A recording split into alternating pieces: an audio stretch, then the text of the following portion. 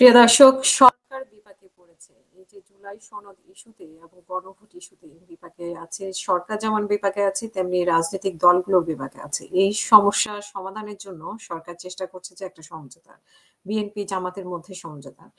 তো সেখানে যেটা বলা হয়েছে যে আগামী জাতীয় নির্বাচনের বড় শক্তি হিসেবে বিএনপি ও জামাতের মধ্যকার সৃষ্ট বিরোধ সামাল দিতে সরকারের তরফ থেকে পর্দার আড়ালে সমঝোতার উদ্যোগ নেওয়া হয়েছে।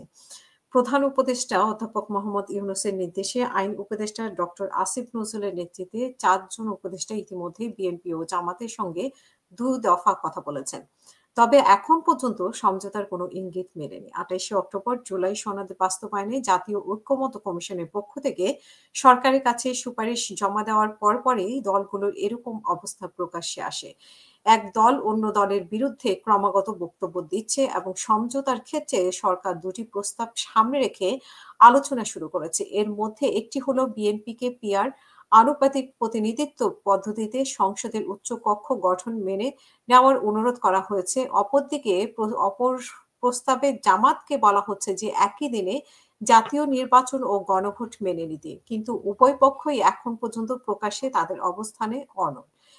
এই অবস্থায় বিএনপির পক্ষ থেকে দলটির ভারপ্রাপ্ত চেয়ারম্যান তারেক রহমানের সঙ্গে লন্ডনে যোগাযোগ করবে সরকার। এছাড়া ঐকমত্য কমিশন বলছে, রাজনৈতিক দলগুলো যেইসব বক্তব্য দিচ্ছে এর অধিকাংশই সত্য নয়। কিন্তু এই নিয়ে প্রকাশ্যে কথা বলে দলগুলোর সঙ্গে আরো বিরোধ বাড়াতে চায় না, নির্ভরযোগ্য সূত্রে জানা গেছে। এবং গণভোট ও জুলাই সনদ ইস্যুতে দলগুলোর মধ্যে এরকম মুখোমুখি অবস্থান সরকার বিব্রত। এই কারণে অন্তর্বর্তী সরকারের পক্ষ থেকে বিরোধ মেটাতে পর্দার আড়ালে উদ্যোগ নেওয়া হয়েছে এবং বৃহস্পতিবারে উপদেষ্টা পরিষদের বৈঠকেও এই ব্যাপারে আলোচনা করা হয়েছে।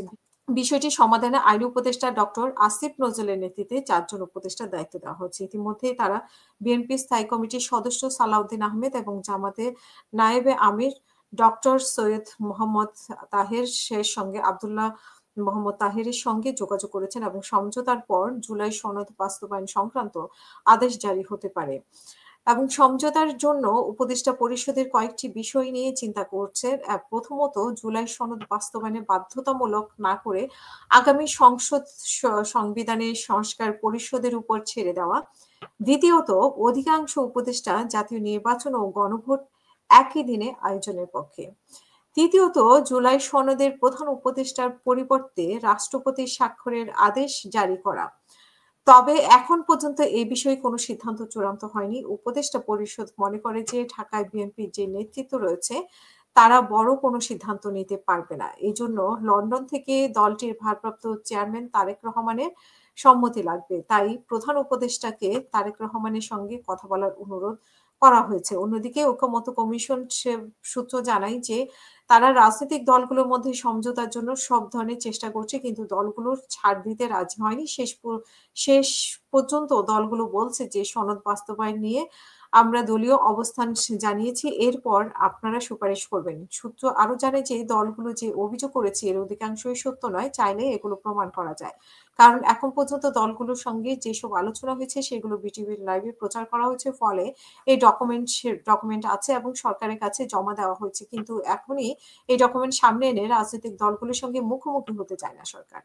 জানতে চাইলে জামাতে ইসলামের সহকারী সেক্রেটারি জেনারেল হামিদুর রহমান জানান যে সরকারের পক্ষ থেকে উপদেষ্টারা যোগাযোগ করেছে জামাতের সাথে এবং তারা যোগাযোগ করে সমঝোতার চেষ্টা করছেন এবং এটি স্বাভাবিক। কিন্তু আমাদের জামাতের দলীয় অবস্থান হলো আগে গণভোট হতে হবে, না হলে সংস্কারের উদ্যোগ বৃথা যাবে।